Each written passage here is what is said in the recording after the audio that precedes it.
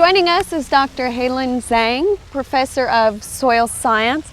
Well, Hailin, today we're going to talk about managing nutrients in the landscape and how the practices we do in our own yards affect waterways throughout the state. Tell me a bit about that impact. Sure. People like lush green lawn and productive garden, so they spend a lot of time and manage it, especially putting fertilizer on it.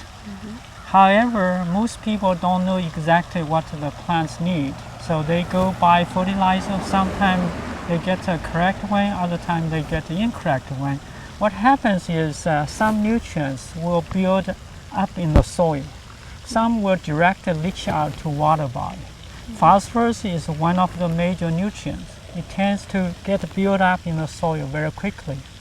After the soil is built up with these nutrients, some of them will get lost in runoff every time when it rains. Okay? So such as if we have an intensive rain, the water will carry nutrients from the lawn to the water body. Now the water body is very sensitive to nutrients. Once the nitrogen, phosphorus is high to a certain level, you will see algal bloom, aquatic plants thriving. Okay? Now this does not make the water look good. Right. That's the first negative. Secondly, when these weeds dies, the microorganisms decay these weeds, use a lot of oxygen. So the fish would not get enough oxygen. That's why we see fish kills occasionally. So the whole system really gets put out of balance by having these high nutrient loads in the water. Correct. Most people don't intend to do that, but they're not aware what they need to do to protect our water quality. Yeah, we don't always see the connection between our landscape and what's happening downstream. So what are the things we could do in the landscape to manage nutrients more appropriately? Well, first of all, we have to realize those plants, just like crops, they need 16 different nutrients. Fortunately, most of the nutrients soil can supply. We only need to provide a few nutrients. Well, how do we know what nutrients to apply?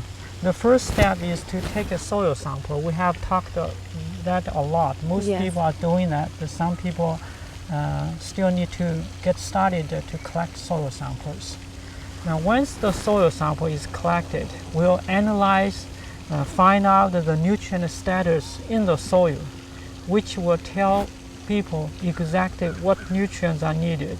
Then they can go to the store to buy the right fertilizer. That way we can minimize the impact to our water quality. So the soil samples, just for our viewers, they collect those and bring them to their local county extension office where they can be sent off to your labs on campus here at OSU, and they're analyzed. And their report tells them if they need nitrogen, phosphorus, potassium, and what levels they need for those. So once we get to that step and we know what nutrients we need to add to our lawn or our gardens, tell me a bit about the products that we're looking at. Well, if you go to a garden center or supermarket, there are lots of different types of fertilizers because every lawn is different. So we have to, based on our soil test report, okay, first of all, the nitrogen, it's always needed, but we don't need to apply a lot. Maybe 1 pound nitrogen per 1,000 square feet of the lawn area. Okay. Now for mature lawn and garden, typically phosphorus and potassium are not needed. In that case, they just need to go out to buy the fertilizer with the first, the first number. There are always 3 numbers on the bag: nitrogen, phosphorus, and potassium. If the soil is high in P and K, they only need to buy nitrogen. Okay? If the soil needs all 3, they can start with a fertilizer that contains all 3 nutrients. And then test the soil maybe once every 3 years to check how the soil has changed over time.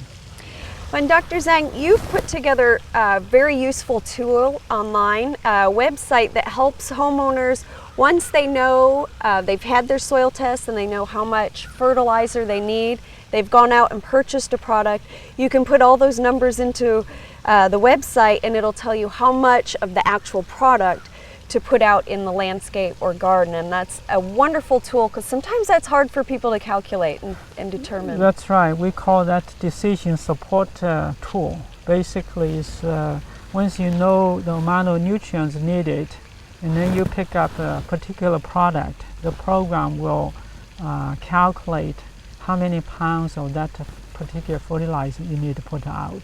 Yeah, I'm very happy that you put that up for the homeowners. I know you've had one for professionals as well, for producers. So it's a great tool, and I really encourage all of our viewers to use that. Thank you so much for joining us. You're welcome.